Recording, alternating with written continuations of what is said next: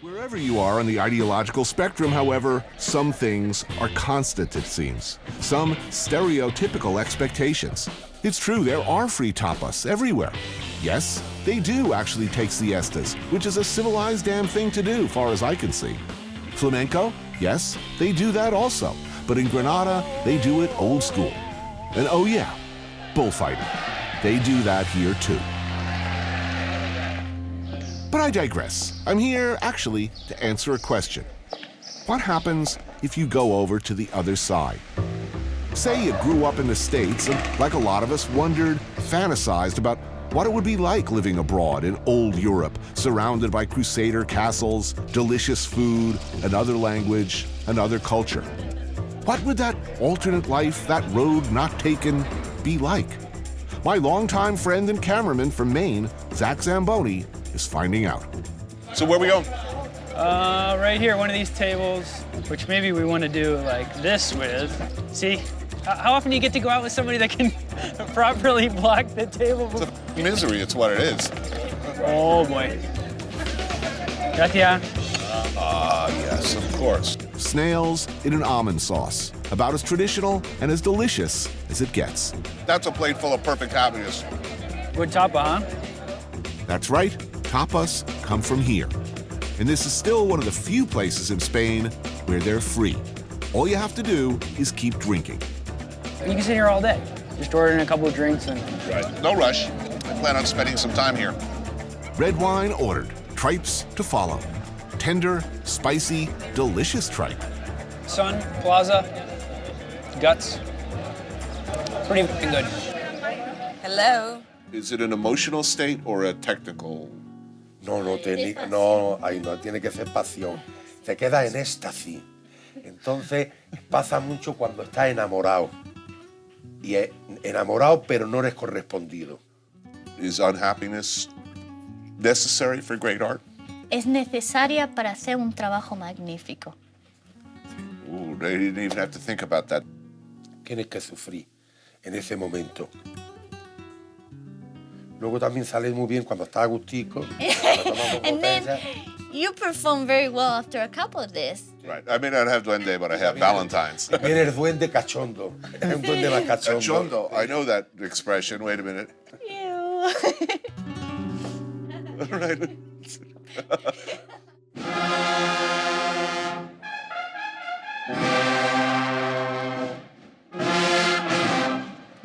Nighttime in Granada. And it's time to pursue that greatest of Spanish traditions, tapas. You may think you know what a tapa is. Like if you've had small bites at some fusion hipster bar where they do a whole lot of little plates. Yeah, that ain't a tapa.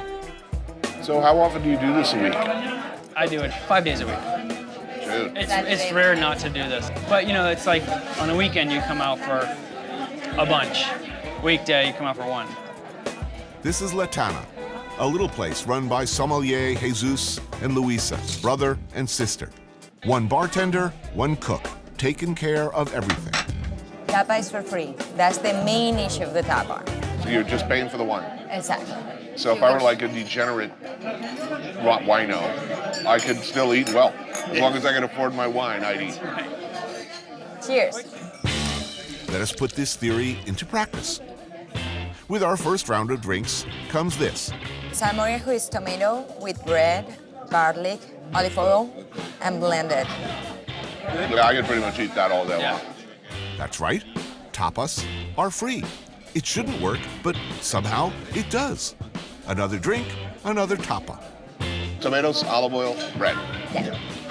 Awesome. And this tortilla for me is just amazing. Given what you told me earlier, identifying the perpetrators within the realm of possibility. Young people.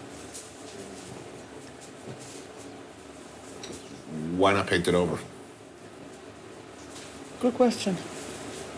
I don't know. Well, maybe we should. You're right. Elsewhere in the West Bank, just outside of Ramallah,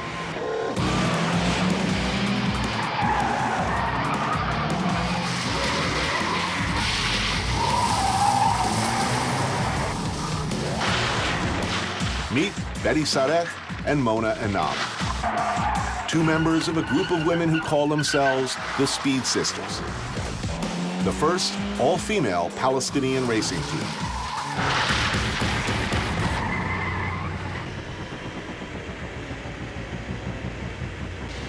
Hi.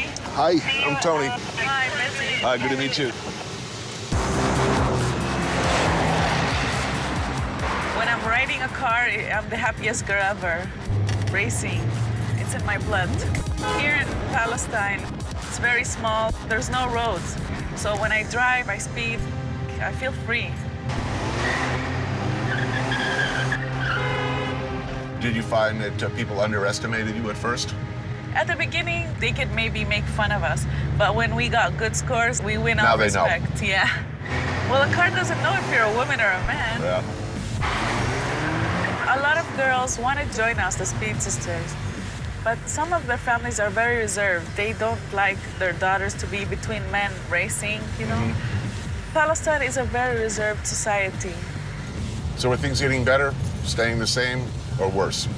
So you never know what's going to happen in Palestine. One day it's good, and the other day it's just, you never know. It's a crazy country. The local police would prefer them off the streets for obvious reasons. But the track here, such as it is, has its drawbacks. It's basically a parking lot across from the Ofer detention center. What do they think about this next door? Do they ever give you problems? This is an Israeli jail. It's called Ofar. One time we were here with Speed Sisters, and there was problems because of the prisoners. So I just stopped my car over there, and I was walking. I wanted to see what's going on. And the Israeli soldiers, they came running at me, and they started shooting at me, and I got shot in the back. Here in Sicily, their interests are less glamorous than gambling and prostitution. They are, and have traditionally been, a gigantic parasitical organism, one that has now grown to be of near equal size as its host. Mary Taylor Simetti is originally from New York, but she's been living here in Palermo for half a century now. She's a food writer and at one time a reformer for social justice, which is a dicey thing to be here. You've been here all this time. Well, why? Well, I came for a year. It was going to be a year between college and graduate school. I just finished college. I met a man, and therein lies the tale. I married a Sicilian, and I've lived here ever since. Piccolo Napoli. It's a restaurant like a lot of others around here, except for the quality of its food. Tell me about, where are we, first of all? Okay. The father and mother of the present owner opened this in 1951. And there's a wonderful photograph there on the wall of the opening day. It started as really a tavern and has become a well-known and much appreciated restaurant now. It's very straightforward Sicilian cooking at its best. We start with some typical things, the kind of things I deeply love. The kind of simple good things that make me happy. Panelli, which is a fritter made from chickpeas, some caponata, a sweet and sour eggplant dish, kind of like ratatouille, but more Arab in influence, a plate of olives, and some white wine produced from a small batch vineyard run by Mary and her husband. So this is a panelle? Panelle. Chickpea flour probably come in with the Arabs, maybe even earlier, because chickpeas have been around for a long time. This is the famous caponata, Caponata. about as Sicilian as it gets. Yes, caponata and cannoli are the two. Canestrato. And what do you call the dish? L'interiore. Yeah, the interior just on a pan. Right. Beautiful. Interiore. That's good. Oh, the best moment of the day. Indeed. Oh, yeah. What do you think about the cheese? It's good. Right, Yeah, but you know, for me, the ricotta, really good. I think it's a complete country, this place. You discover Sicily in an aspect that I think that very few people know. This is incredible. Even the bread is the old lady that she made. Oh. You think of Sicily, you think of family, you think of food. This is more like it.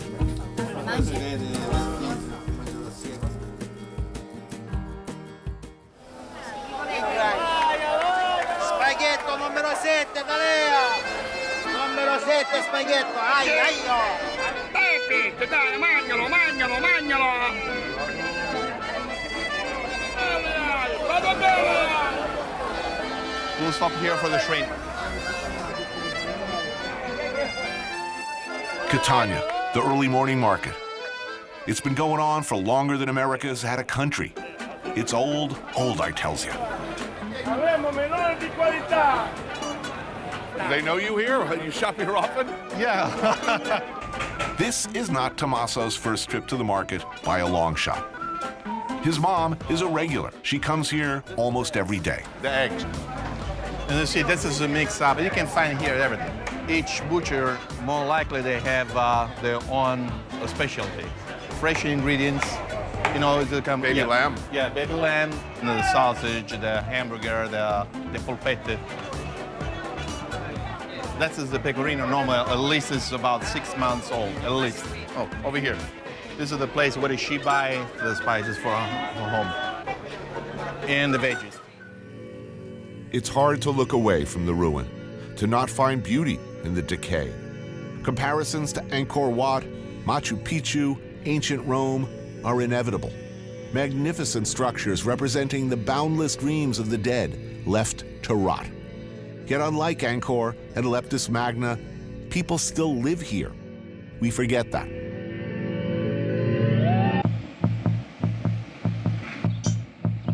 You tell people you're going to Detroit, and chances are somebody from the home team is going to say, be sure to get a coney. I never really understood that. I mean, I'm like 30 minutes from a place called Coney Island, where presumably they know something about freaking hot dogs, right? Maybe the early Greeks or Macedonians who first experienced that golden land by the shore, then took what they saw with them to Florida, Michigan, and beyond. Maybe they knew something. They've been doing conies at Dooley's for over 90 years. That's almost as long as the hot dog's been around. And I can't tell you how deep this creation runs here. Deep dish in Chicago, cheesesteak in Philadelphia, you'll find some ambivalence. Not here. How are you, sir? Good. Now, if I were from Detroit, would I be eating this with my hands or with a fork? Probably with your hands. All right, I'll do my best. Logistical problems. That's delicious.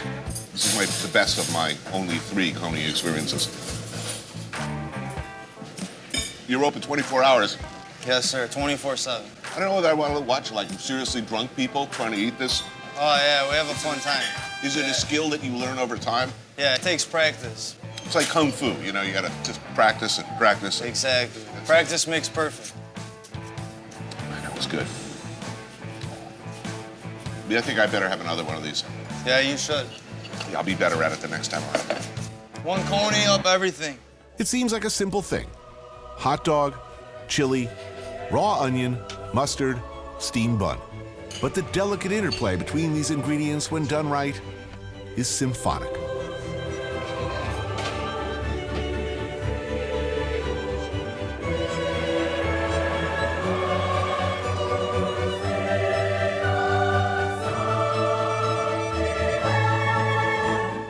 There is a sort of conventional career path for chefs. Right. Instead, you decide to go to Detroit.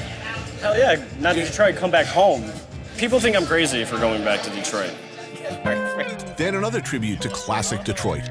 Potato-filled pierogi and kielbasa simmered in white wine, thyme, and fennel seeds. Finished with beurre fondue and burnt butter pine nuts. Followed by locally sourced lamb, cooked perfectly.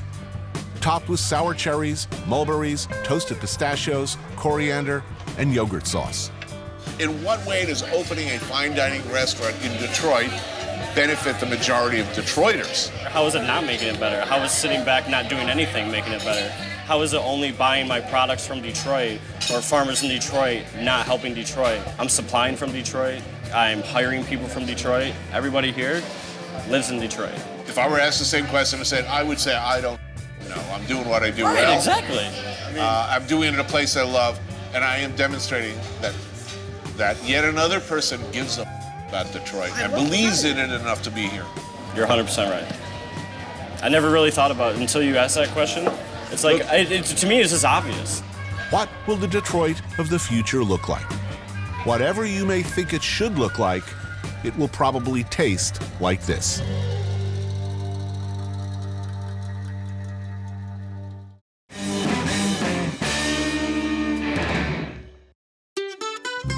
Somewhere in this unassuming neighborhood, one can sit down for an excellent meal.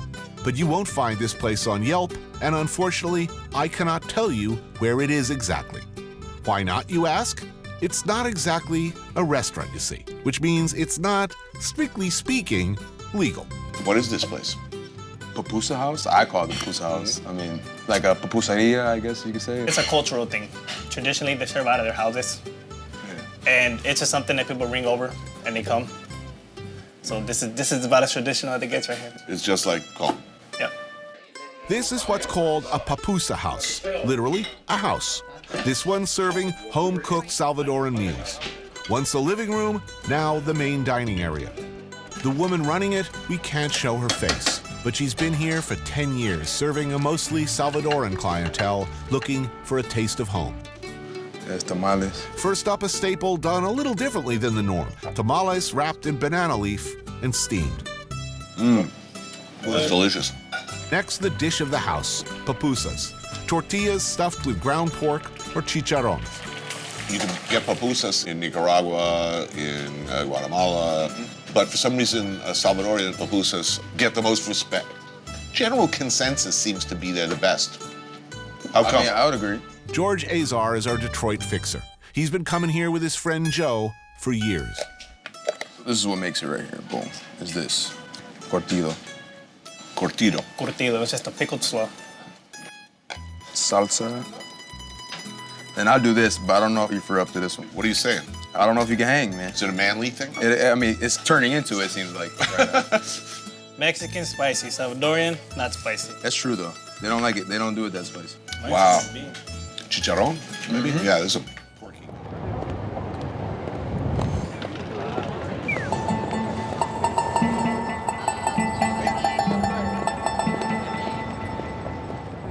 Those who buy into the notion of Japanese women as shy, giggling, subservient victims of convention would be confused by Tomika. People, as everywhere, if you look deeper, can surprise you.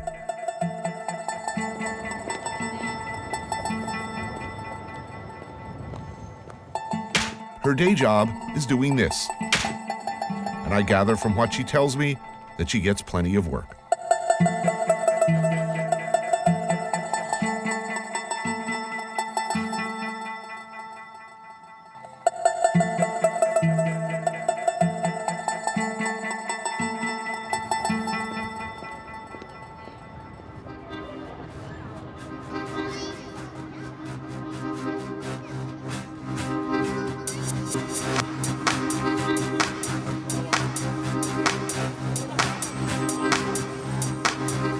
Taito Ward of Tokyo, another complicated warren of businesses layer upon layer, where excellent izakayas are well represented.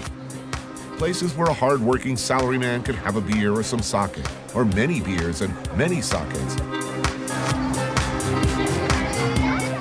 And salty, savory, pickly, delicious snacks that go brilliantly with alcohol.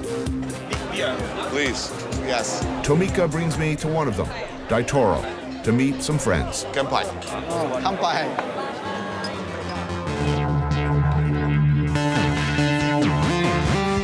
There's kusaya, grilled fermented fish. Followed by some skewers of beef intestine and chicken.